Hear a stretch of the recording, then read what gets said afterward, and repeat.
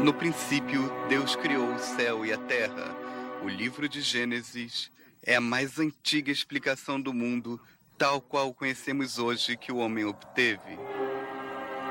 Teria sido um mundo criado por iniciativa divina há 5.000 anos atrás, ou teria este evoluído durante milhões e milhões de anos?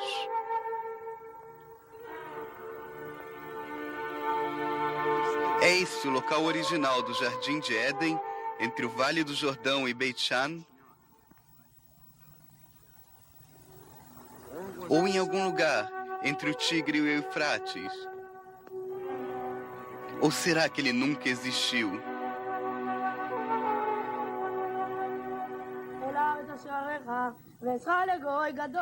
A Bíblia, o único corpo de verdade universal, a origem das 3 maiores religiões, foi escrita aqui, neste país sagrado.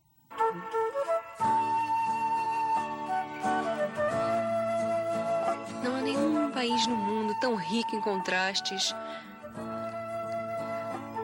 ou tão variado em aparências e atmosferas como a diminuta terra de Israel. A Terra Santa oferece uma quase ilimitada esfera de atrações para o visitante de qualquer parte do mundo, seja qual for sua crença ou cultura. Aqui encontram-se os cenários e os panoramas, os próprios lugares e terras onde ideais eternos foram concebidos. Aqui você pode observar grande parte dos mais importantes monumentos da história. Ruínas devastadas pelo tempo, fortalezas magníficas erigidas por reis e imperadores, estradas e campos de batalhas nos quais o destino de nações foi selado. Essa é uma terra onde nenhum tipo de magia é necessária para fazer girar para trás a roda do tempo e olhar em direção ao passado. O berço dos eventos que deram forma ao curso do homem.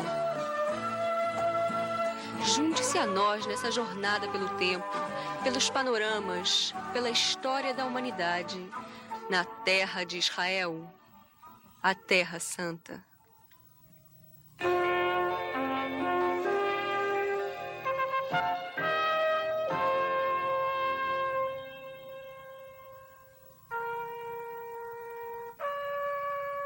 Uma solitária família instala-se junto a um poço. Abraão, sua mulher Sara e a serviçal egípcia destes, Agar. Mais tarde, Agar torna-se-á a mãe de Ismael, filho de Abraão, o patriarca do povo árabe. O deserto é a residência natural dos beduínos. A vida nômade desse povo é reminiscente da forma que nossos patriarcas, Abrão, Isaque e Jacó, viveram há mais de 3.000 anos atrás. Preservando seus costumes e tradições antigos, os beduínos vivem a apenas alguns quilômetros de distância da cidade moderna em pleno século XX de Beersheba, a capital nas estradas para o Negev. Em Israel, onde as descobertas arqueológicas são eventos comuns durante a construção de edifícios, Beersheba é assim denominada em virtude de um antigo lugar, Poço do Juramento. Aqui você provavelmente beberá um milkshake onde Abraão costumava ordenhar sua cabra. E quando Abraão tinha 99 anos, o Senhor apareceu a Abraão e disse-lhe: Eu sou o Deus Todo-Poderoso. Andai à minha frente e serás perfeito. Constituirei minha aliança entre eu e tu, e após tu tuas sementes nas gerações destes para uma eterna aliança, para ser seu Deus e Deus daqueles que gerares. Abraão torna-se-á o pai de 2 grandes nações, o povo judeu e, através de seu filho Ismael, o povo árabe.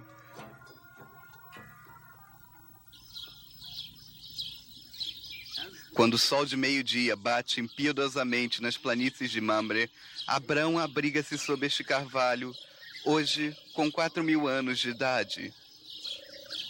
Subitamente, 3 homens aparecem à sua frente.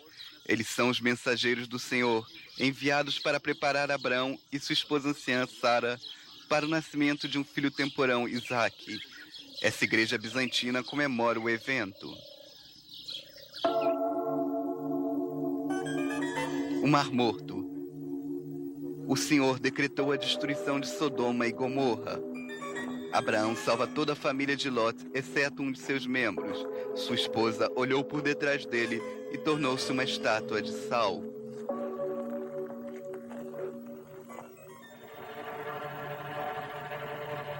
A fé de Abraão no Senhor é posta à sua mais difícil prova, quando o Senhor ordena-lhe que sacrifique seu querido filho Isaque no Monte Moriá.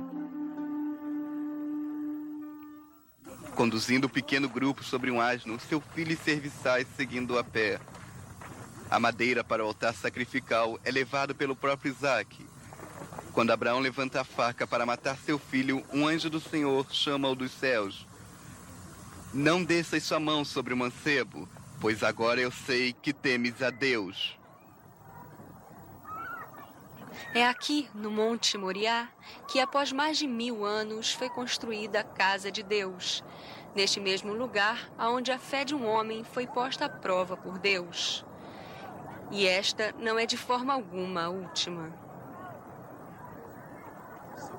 Kiriat Arba encontra-se ao sul de Jerusalém. Kiriat Arba, também conhecido como Hebron, foi pela primeira vez mencionado em Gênesis. Estes são os novos bairros da cidade.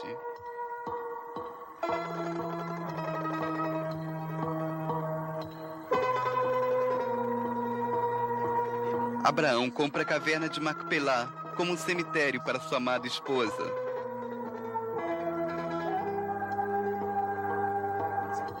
Uma vez adquirida, torna-se a catacumba familiar dos patriarcas e seus descendentes, Isaque, Jacó e suas mulheres.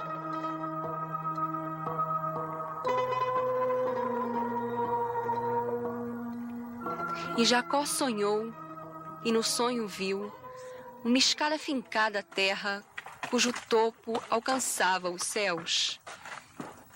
E viu os anjos de Deus subiam e desciam nesta.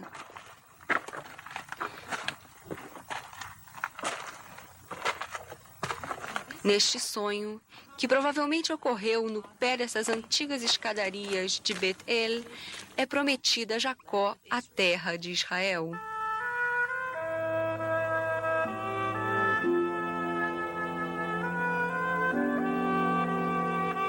Alguns dias após este significativo evento, Jacó encontra sua futura esposa, Raquel, ao lado de um poço. Esta beduína está tirando água para a cabra de seu pai, tal qual Raquel, quando Jacó a viu pela primeira vez e apaixonou-se. Raquel, que morreu inesperadamente dando à luz a sua criança, é enterrada na saída de Belém. A história trágica de sua paciência e devoção fizeram dela um símbolo da maternidade por todas as gerações.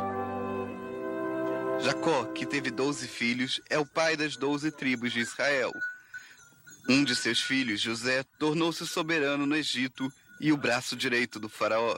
Com a chegada dos 7 anos de carestia, ele convida seu pai e seus irmãos a juntarem-se a ele no Egito. José morre no Egito. Seu caixão é levado pelos filhos de Israel durante o êxodo para ser reenterrado aqui, junto a Nablus.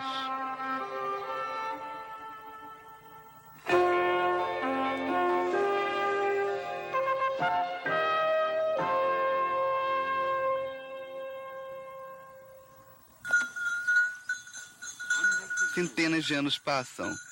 No Egito, Moisés, que foi trazido pela filha do faraó, emerge como um líder de seu povo. Os filhos de Israel já não são mais livres. Eles são oprimidos pelo regime faraônico e são obrigados a construir enormes cidades de tesouros para os egípcios. Precisa um mestre espiritual que introduza o monoteísmo no mundo para livrá-los da escravidão.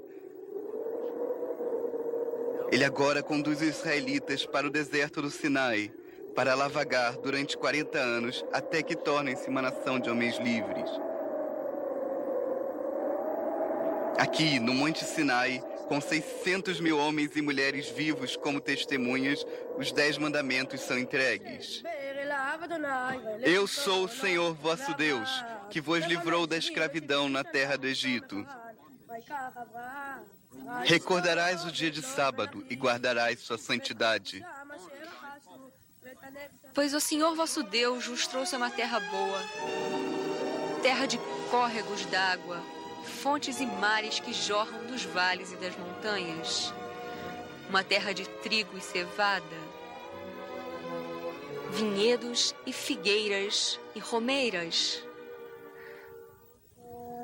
uma terra de azeite, oliveiras e mel. E Moisés subiu das planícies de Moab até a montanha do Nebo, e o Senhor disse a ele: Esta é a terra que prometi a Abraão, a Isaque e a Jacó. E te faço vê-la com os teus olhos, mas nela não entrarás.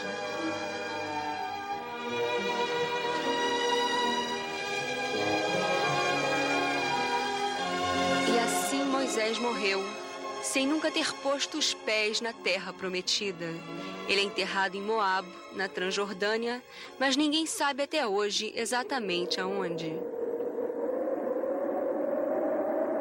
A rota dos israelitas na terra prometida os conduz através do rio Jordão, o maior obstáculo a ser ultrapassado.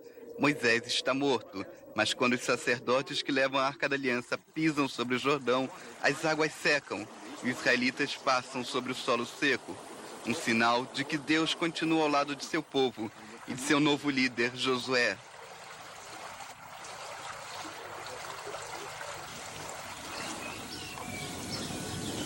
Após atravessar o rio, os filhos de Israel acampam em Gilgal, nas planícies de Jericó, e lá comemoram a Páscoa.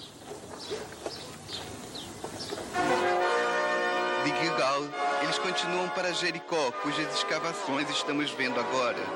Por 6 dias, os sacerdotes circundam a cidade, carregando a Arca da Aliança.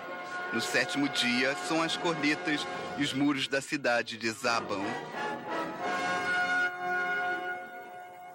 Os reis cananitas juntam suas forças contra o poderoso invasor e a batalha desenrola-se por todo o dia, da cidade de Gibeão até o vale de Ayalon. Hoje em dia, o grande monastério dos padres trapistas, que produzem seu próprio excelente vinho, comanda a paisagem, onde há 1000 anos atrás Josué deu o comando. Sol, permaneças de pé sobre o Gibeão, e tu, lua, no vale de Ayalon.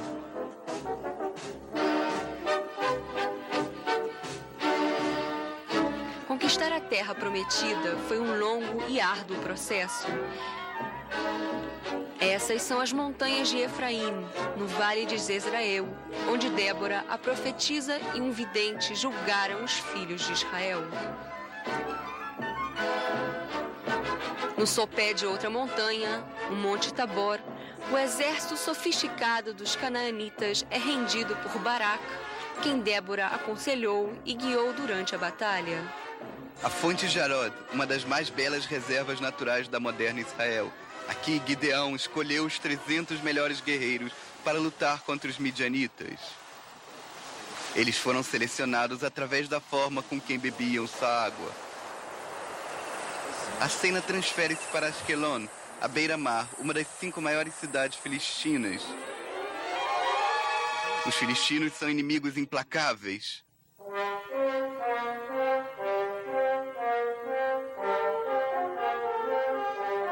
Um herói legendário aparece, Sansão, um homem cuja imensa força é dedicada a Deus do ventre de sua mãe. Sansão espalha o terror e a devastação entre os filistinos até que sucumbe frente à malícia de Dalila, uma cortesã filistina a quem ele revela o segredo de sua força. Ele é capturado, seus olhos são arrancados. Mas nesta fábula maravilhosa sobre a força física e espiritual, ele é redimido pela fé. Prisioneiro no templo filistino, ele arranca as 2 colunas principais e toda a extensão do teto desaba sobre a multidão. E assim, os mortos que ele matou à sua morte foram mais dos que ele matou em sua vida.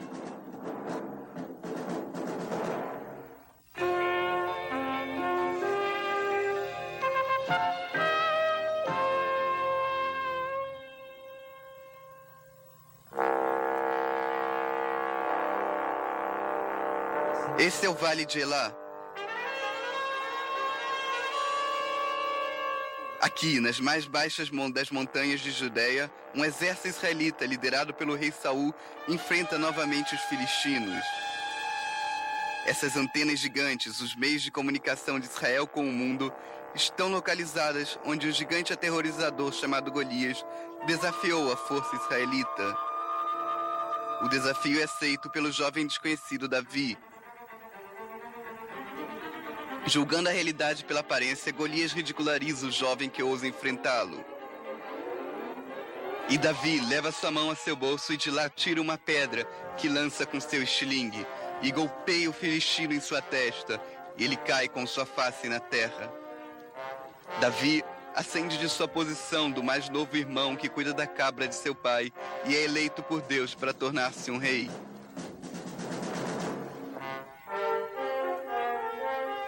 A guerra ameaça novamente, dessa vez nas colinas do Monte Gilboa, junto ao Vale de Jezreel. O rei Saul e seus filhos são mortos na batalha. A casa de Davi, que reinaria por centenas de anos, sucede à casa de Saul. Uma das primeiras realizações de Davi como rei é a conquista de Jerusalém, a cidade dos Jebusitas. Então Davi lutou no forte e o chamou a cidade de Davi.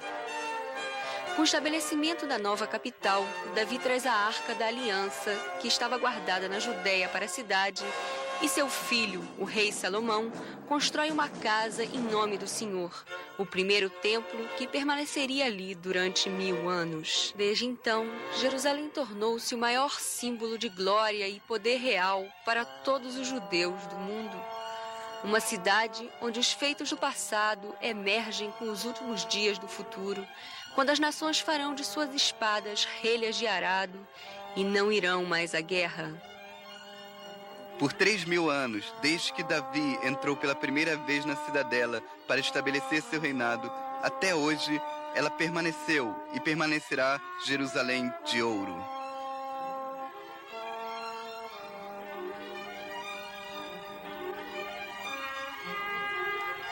O caráter sacrossanto de Jerusalém é tão profundo que quando o rei Davi, adorando a Deus, deseja construir uma casa para o Senhor, seu desejo é negado, porque ele houvera sido um guerreiro que derramara sangue.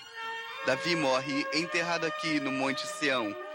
De acordo com a fé judaica, quando o Messias vier, ele será da casa de Davi, e é para o Messias que os judeus rezam na tumba do rei. No Vale Quidron, não muito longe da tumba de Davi, encontra-se a coluna de Absalão, construído como um duradouro monumento para o filho de Davi, morto quando revoltou-se contra seu pai, a vitória mais amarga de Davi.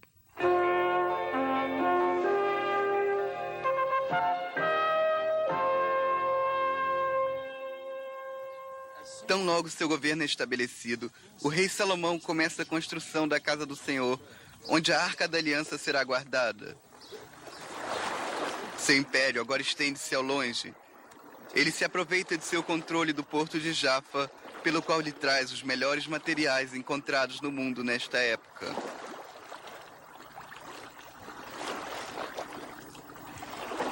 Para Eilat, nas margens do Mar Vermelho, seus navios trazem 3.000 talentos de ouro de Ofir para serem utilizados no templo. Hoje, uma concorrida cidade praieira, conhecida por todo o mundo. Nos tempos antigos, Eilat é o portão de Salomão para o leste. Eilat é também usado pela rainha de Sabá, que chega com um enorme séquito para verificar a sabedoria do mais sábio dos homens.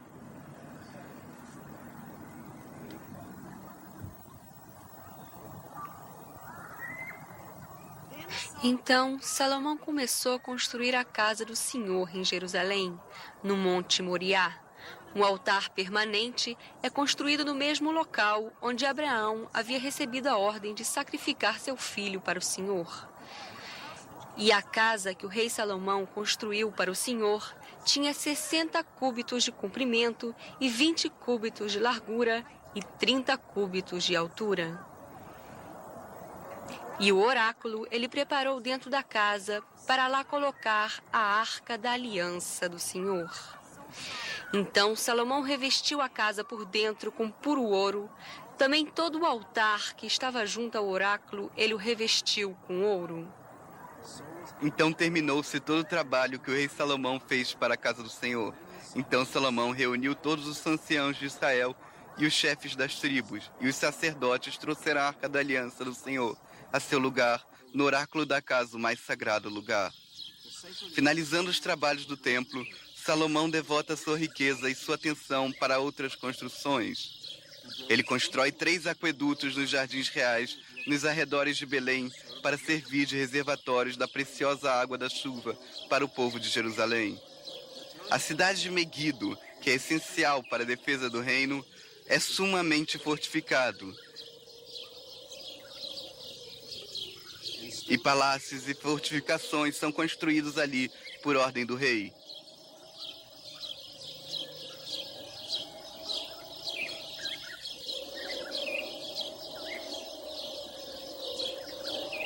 Embora o povo de Israel goze de paz e prosperidade, o rei Salomão não é negligente em preparar-se para dias piores, para ele e para seus vindouros filhos. Por ser um rei de espírito político, ele forma uma aliança com o Egito, casando-se com a filha do faraó.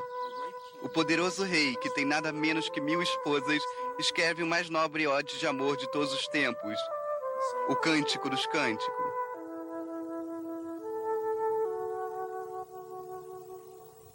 Eu sou a rosa de Sharon e o lírio dos campos. E como o lírio dentre os espinhos, assim é meu amor entre as filhas.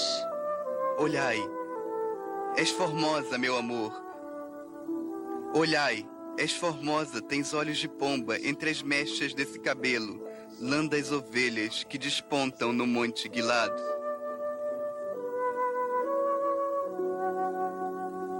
Eu as acuso, ó filhas de Jerusalém, por não excitares nem despertares meu amor até ao gozo. Como é belo o seu amor, minha companheira. Como melhor é seu amor que o vinho. Seus lábios, ó minha companheira, derramam-se como um favo de mel. Mel e leite escondem-se sob sua língua. Seus 2 seios, tais quais gêmeas cabras montesa. Seu pescoço é uma torre de marfim. És bela, ó meu amor, como Tirza, graciosa como Jerusalém, terrível como exército e suas bandeiras.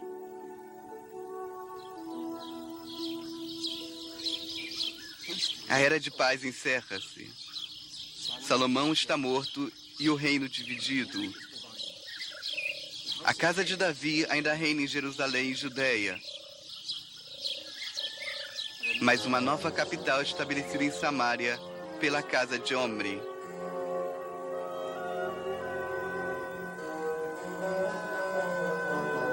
Seu filho, o rei Ahab, fortifica em beleza a cidade, realçando-a com templos para a adoração de deuses estrangeiros.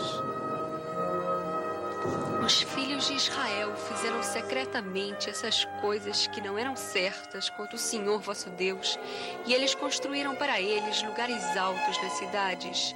Eles colocaram imagens e ídolos em todas as colunas e sob qualquer árvore verde. Esses ídolos ainda podem ser vistos em Meguido e na área de Bânias.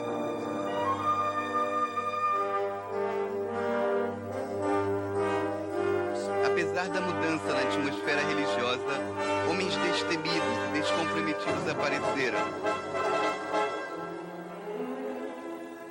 Os profetas Elias, Jeremias e Isaías, que avisaram o povo que eles seriam castigados por seus erros. O profeta Isaías está de pé em frente aos portões da cidade. Ele teve uma visão profética sobre o longínquo, distante futuro. Uma visão de Jerusalém, ao mesmo tempo apocalíptica e de redenção, quando o Messias passa por este portão no muro. Gradualmente, ambos reinos se enfraquecem. Novos conquistadores parecem cumprir as piores visões dos profetas. A destruição do reino de Israel e o exílio à Síria das 10 tribos.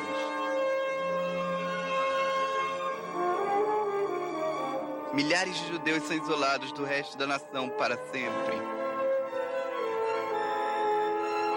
Um século mais tarde, Jerusalém é conquistada pelo rei da Babilônia e o restante da nação enfrenta um destino similar, exílio. A casa do Senhor torna-se cinzas.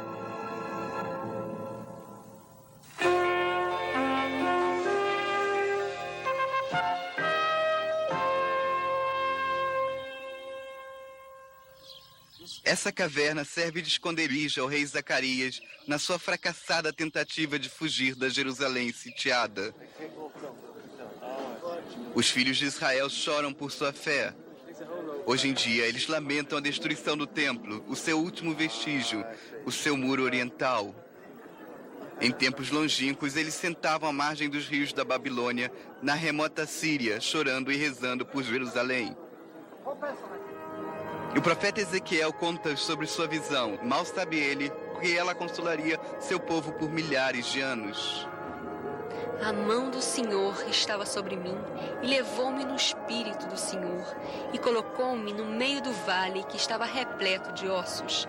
Filho do homem, podem esses ossos viver? Ó Senhor, sabes tu.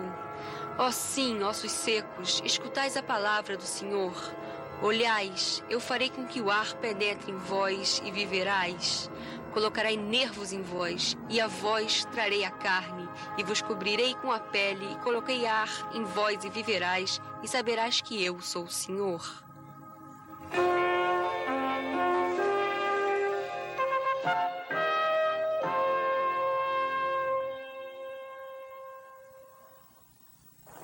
Quinhentos anos separam o Novo Testamento do Antigo. Durante esse período, progressos significativos ocorrem em toda a região do Mediterrâneo.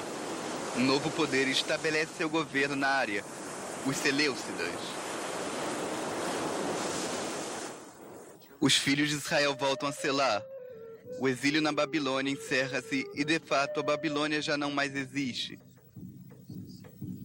Ciro, rei da Pérsia, concede-lhes a permissão real para retornar a Sião. Em volta de Jerusalém, perto de Modeim, os Macabeus, uma família local de judeus patriotas, está quase juntando-se à batalha com as legiões gregas. O conflito entre as duas culturas é inevitável. Os gregos provocaram a rebelião, impondo o culto pagão aos judeus. Os Macabeus conseguem expulsar o governo estrangeiro e, novamente, um reino é estabelecido em Israel, conhecido como a Casa dos Hasmoneus. Cesareia, nas margens do Mediterrâneo. O Império Romano está no auge de seu poder e prestígio. A Judéia não pode ter mais esperanças de reter sua independência frente à máquina de guerra romana. Cesareia tornou-se o quartel-general das legiões romanas que foram enviadas para subjugar a insurreição dos judeus contra o novo soberano. Eles construíram um anfiteatro da cidade em um longo aqueduto destinado a conduzir água doce das fontes montanhosas a esta importante cidade-porto. O rei Herodes foi um dos maiores construtores de todos os tempos. O Herodion, nome dado em homenagem ao rei Herodes, é um palácio e fortaleza construído sobre uma colina cônica artificial erguida por mãos humanas. Ele está localizado ao sul de Jerusalém e no limite do deserto de Judeia.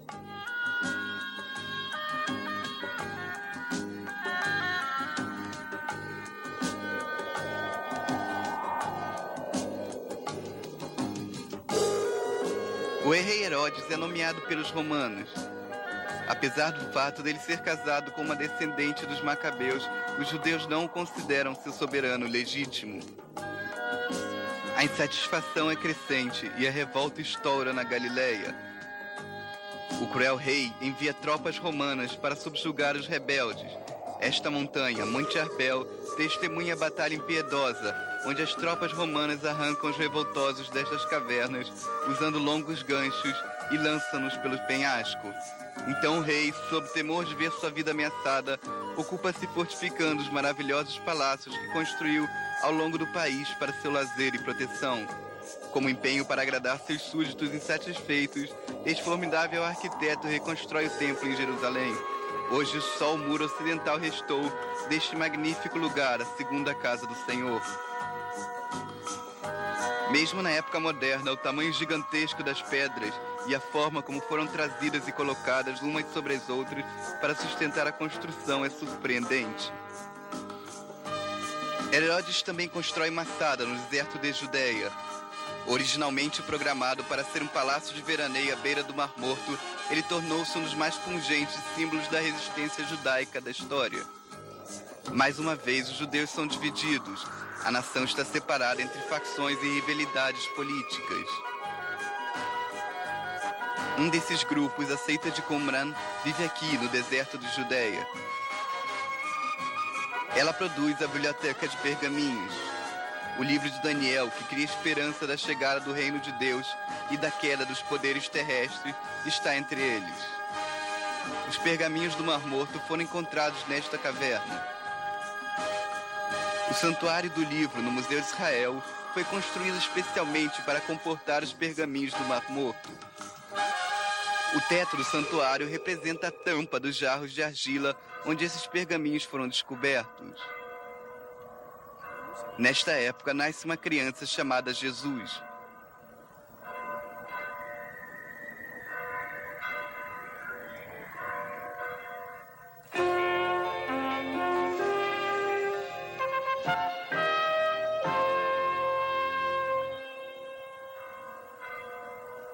Nazaré, no período romano. Uma pequena cidade nas montanhas da Galileia. Um modesto carpinteiro chamado José e sua mulher Maria são informados por um anjo do nascimento em breve de uma criança concebida pelo Espírito Santo. Passaram-se séculos e anos desde a época em que Jesus nasceu. Na verdade, Jesus não nasceu no primeiro ano da Era Comum, e sim aproximadamente 4 anos antes, no ano 4 AC, o mesmo ano da morte do rei Herodes. Belém, uma cidade nas montanhas de Judeia, onde Raquel foi sepultada. Jesus nasceu aqui.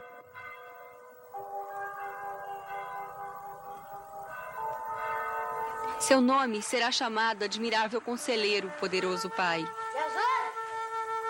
Quando o rei Herodes escutou que o novo rei dos judeus havia nascido, ele ordenou o assassinato de todas as crianças recém-nascidas de Belém, e outras versões dizem em todo o seu reino. Jesus foi salvo, pois sua família foi alertada a tempo de deixar o país.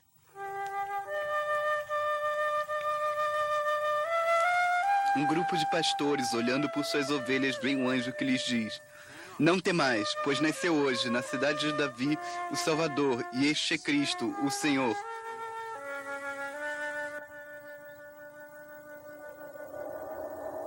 Um árido deserto junto ao Mar Morto. Uma região estéril e pouco hospitaleira onde Davi uma vez ocultou-se de Saul. Aqui eremitas e fugitivos da lei sempre encontraram santuário e reclusão. No local onde o Rio Jordão encontra-se com o Mar Morto, João Batista prega. Pessoas de todas as partes do mundo vêm confessar-se e batizar-se. Vindo da longínqua Galileia, está entre eles o jovem Jesus. João sabe que é apenas um mensageiro.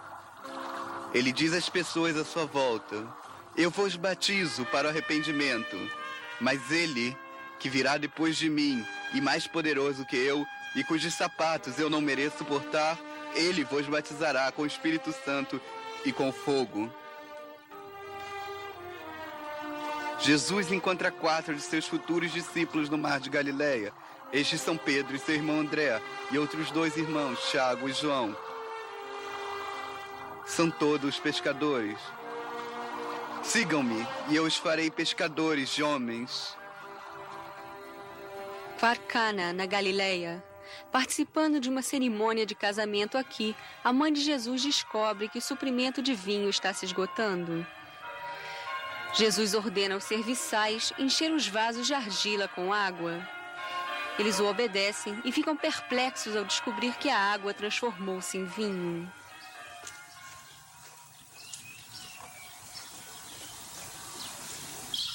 Eles o seguem até Capernaum. Lá, eles assistem um serviço religioso na sinagoga, onde Jesus cura um homem possuído por um espírito maligno. A sinagoga de Capernaum é uma das mais antigas do país. Ela foi construída na época dos gregos e seu estilo é reminiscente da arquitetura grega. Como uma das primeiras sinagogas já construídas, ela servia de lugar à reunião dos judeus da Galileia. Durante o serviço, o livro da Torá era colocado em frente à congregação, que rezava olhando em direção a Jerusalém, como os judeus ainda o fazem no mundo inteiro.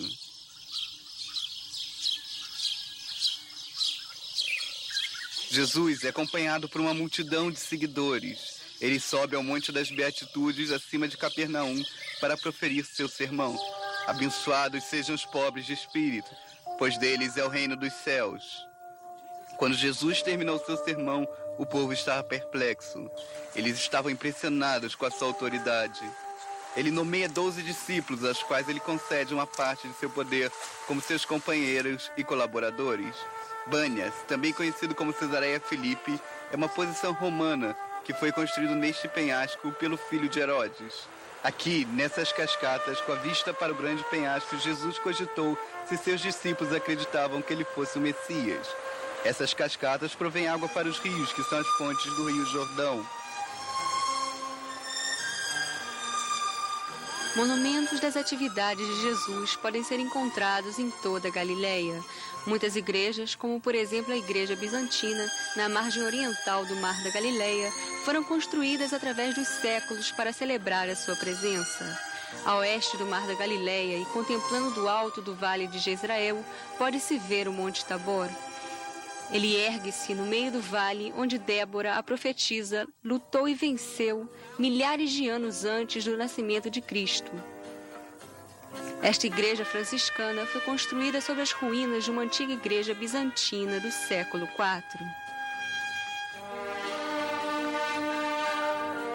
A transfiguração de Jesus deu-se aqui, diante de Pedro, Tiago e João. Lá surgiram diante deles os maiores profetas, Moisés e Elias. Desde então, esta montanha sagrada é chamada Monte da Transfiguração.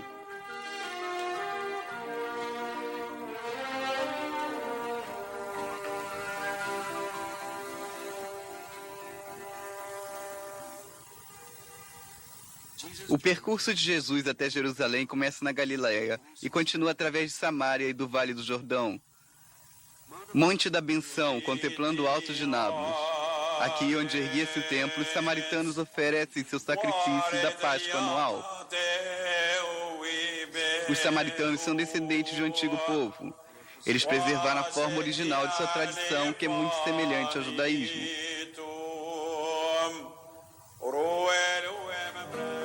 Os preparativos para a entrada formal de Jesus em Jerusalém foram feitos aqui, na aldeia de Betânia.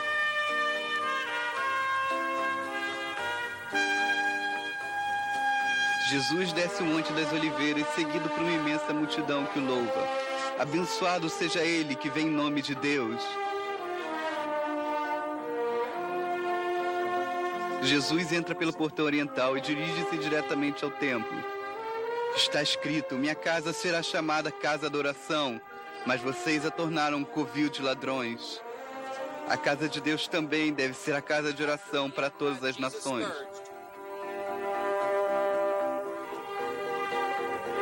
A ceia de Páscoa deve ser servida no quarto superior, em Monte Sião, onde está sepultado o rei Davi. A festa comemora o êxodo dos judeus do Egito. Enquanto Pedro e João estão a caminho do Monte Sião, Judas Iscariotes está a caminho do sumo sacerdote. Quando a ceia termina, eles andam pelo vale de Quidron e por Getsêmani. Aqui, no jardim, em volta da igreja franciscana, Jesus sente que seu fim está próximo. Uma multidão de soldados liderados por Judas cruzam o jardim e prendem Jesus. Estas antigas oliveiras estão aqui há centenas de anos e muitos acreditam que elas tenham testemunhado a época de Jesus.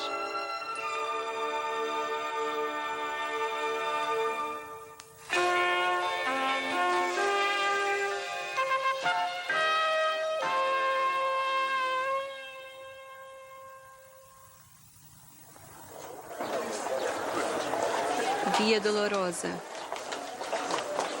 É sexta-feira e Jesus, vestido com um traje púrpura, é guiado pela cidade. A procissão passa por 14 estações, sendo uma delas este monastério de Este Homo. Olhai o homem. A multidão segue-o cantando: Salve, Rei dos Judeus! Deixai-o ser crucificado, deixai-o ser crucificado.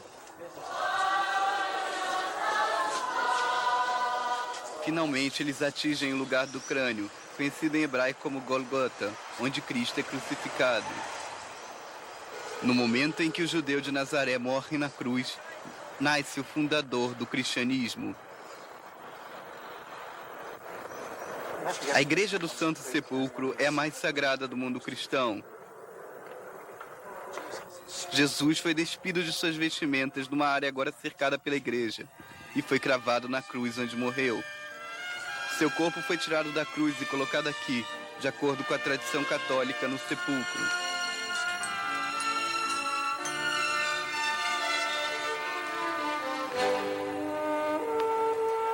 No lugar onde ele foi crucificado, havia um jardim. Protestantes, por outro lado, acreditam que o corpo de Jesus foi colocado neste jardim, perto do portão de Nablus.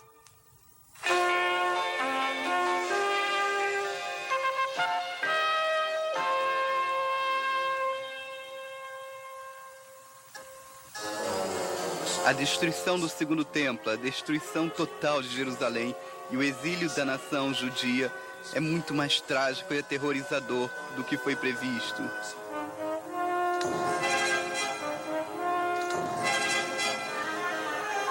A revolta contra os romanos começa nas montanhas da Galileia, espalhando-se pelo país para o Forte Gambla, onde os revoltosos tentaram inutilmente defender-se.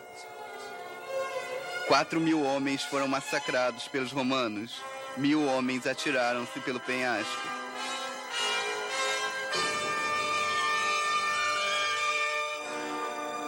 A insurreição culminou na maior tragédia judaica de todos os tempos até o Holocausto. Massada, situada a 400 metros sobre o Mar Morto, foi construído e fortificado pelo rei Herodes como lugar de refúgio contra uma possível insurreição judaica, ou pior ainda, contra uma invasão egípcia liderada por Cleópatra, rainha do Egito.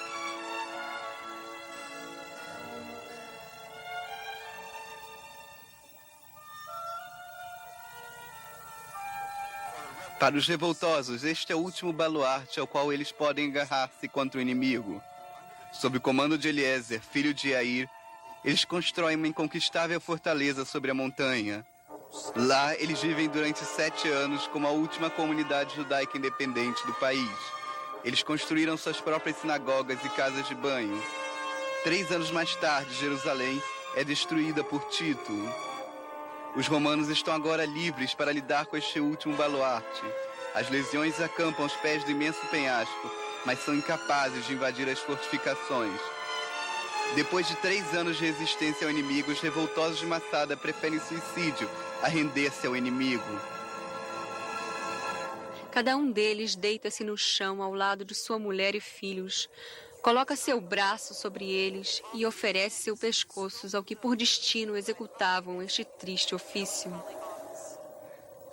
Finalmente, os romanos entram no palácio que contém a multidão assassinada, mas não puderam tirar vantagem do fato.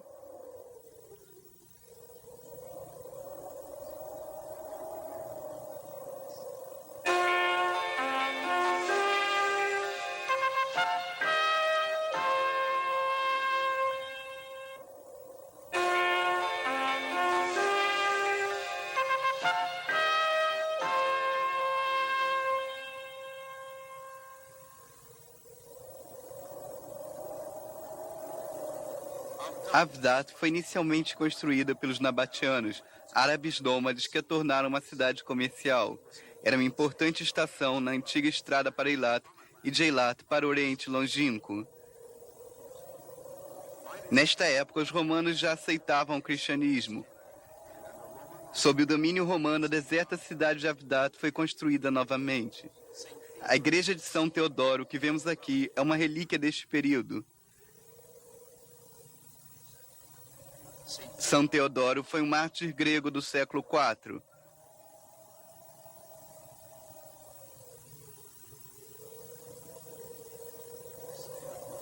Este monastério fica ao lado da igreja.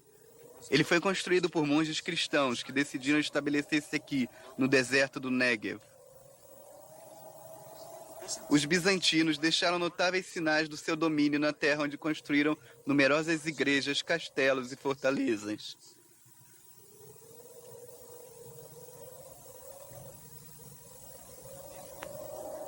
Porém, restaram sempre alguns judeus no país, tentando preservar sua tradição. Eles tentaram conservar a Corte Suprema Judaica, o Sanhedrin, que era situado aqui, em Beit Shearim. Beit Shearim é também a casa de um dos mais famosos sábios judeus, Rabi Yehuda Anassi, que compilou a Mishnah.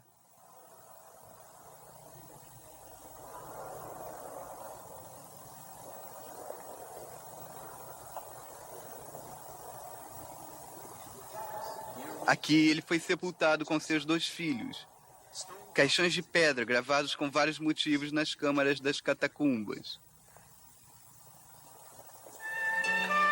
Este piso do mosaico, com a inscrição em hebraico, paz para todo Israel, foi encontrado numa sinagoga perto de Jericó. Esta construção é muito antiga, nos provendo mais uma vez a prova de existência de judeus nesta terra através dos tempos.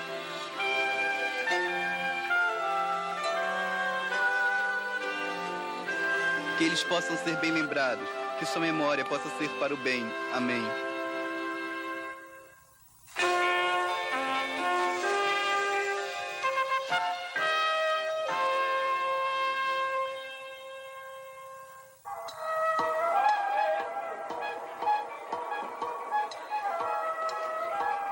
Os muçulmanos conquistam o país. Descendentes do profeta Maomé propagam suas palavras e o islamismo torna-se a religião do Oriente Médio.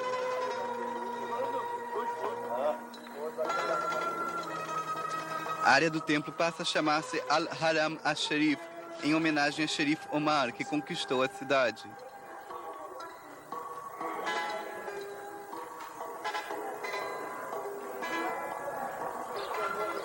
A lenda muçulmana clama que Maomé ascendeu ao céu deste lugar. A octagonal mesquita da Rocha, mais bela mesquita do mundo islâmico, foi construída por Abdel Melek. A mesquita está localizada sobre a rocha do qual Maomé foi levado ao céu. Jerusalém e a área do templo são considerados lugares muçulmanos sagrados, inferiores só à santidade de Meca e Medina, na Arábia Saudita. Jerusalém, chamada de Alea Capitolina, na época romana, torna-se El Quds, o santuário sagrado.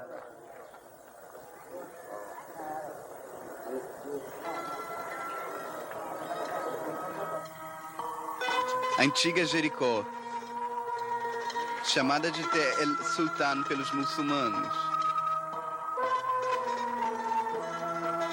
Um luxuoso palácio foi construído aqui para Calife Hisham da dinastia Umayyad. Damasco, a capital de Umayyad, está distante, na Síria, e o Palácio de Jericó é usado como refúgio de inverno para os governantes muçulmanos. Durante o domínio muçulmano, várias mesquitas foram construídas através do país, particularmente nas cidades importantes, como Hebron e Jerusalém, acrescentando novos lugares de importância religiosa.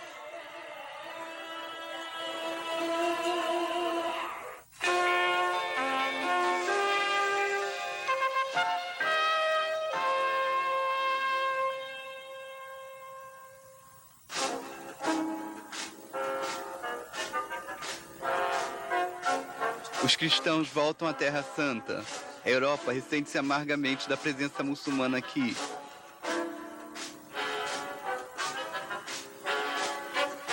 As cruzadas são lideradas por Ricardo Coração de Leão e o rei Gottfried, junto com tropas francesas, alemãs e inglesas. Esta fortaleza, Belvoir, foi sagazmente assim chamada pelos cruzados franceses que a construíram. A fortaleza possui uma vista abrangente sobre os seus arredores, o Vale do Jordão e as montanhas de Gilad na Transjordânia. Mas o país nunca foi abandonado pelos judeus. Várias comunidades ainda existem em Jerusalém e Hebron, em Tiberíades, na Galileia e em Tzfat, o centro do misticismo judaico, a Kabbalah.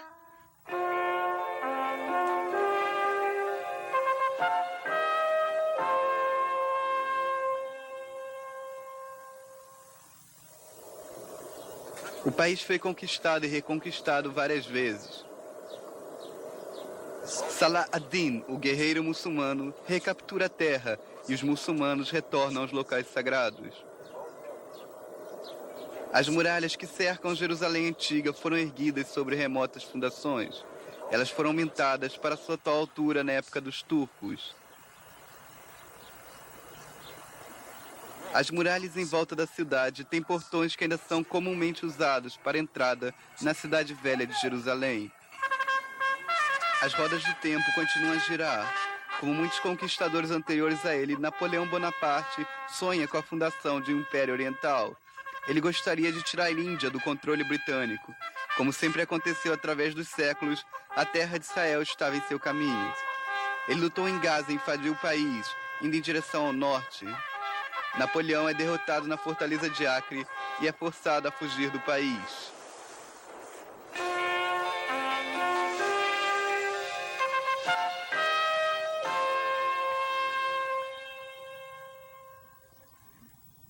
Jerusalém, o primeiro bairro judaico fora do limite das muralhas da Cidade Velha, foi construído por iniciativa de Sir Moisés Montefiore. Assim nasceu a Jerusalém moderna. Ela logo expandiu-se, superando a Cidade Velha em tamanho.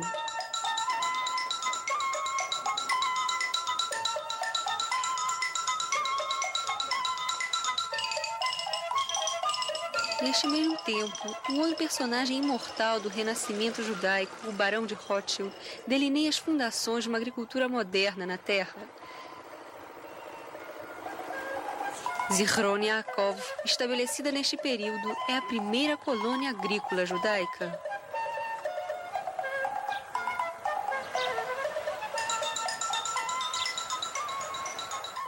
Rishon LeZion é uma outra colônia deste tipo. Os pioneiros arrancaram de si a força de continuar trabalhando, na certeza de que o Estado dos judeus tornar-se-ia realidade, como Theodor Herzl havia previsto. O movimento sionista expandiu-se na diáspora. Os judeus eram chamados a voltar para sua terra-mãe. Primeira Guerra Mundial. A terra que ainda é governada pelos turcos encontra-se em plena agonia de guerra. Finalmente, o general britânico Allenby invade Israel e entra na Cidade Velha pelo portão de Jaffa, iniciando assim a era do mandato britânico. Na terra de Israel, o povo judeu passou a existir. Nesta terra foi formado seu caráter espiritual, religioso e nacional. Aqui eles viveram independentemente. Aqui eles criaram a cultura de importância nacional e universal e deram ao mundo o eterno livro dos livros. Essas foram as linhas de abertura da Declaração de Independência de Israel, pronunciada no momento da Guerra de Libertação.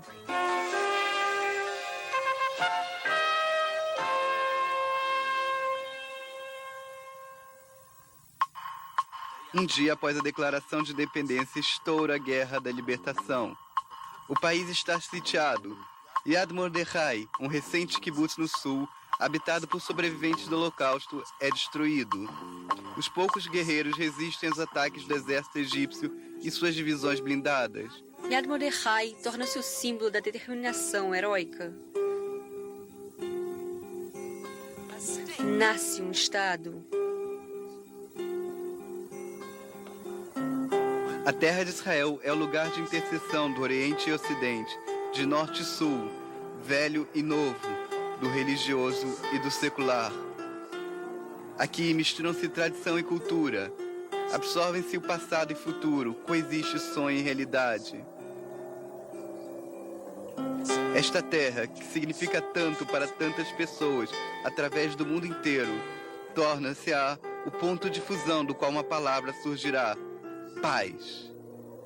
Nesta terra, profetas das 3 mais importantes religiões do mundo vagaram e pregaram.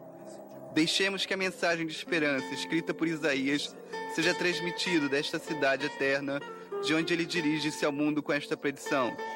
E o lobo habitará com a ovelha, e o leopardo deitará com a criança, e o bezerro e o jovem leão, e o cordeiro juntos, e uma pequena criança os guiará.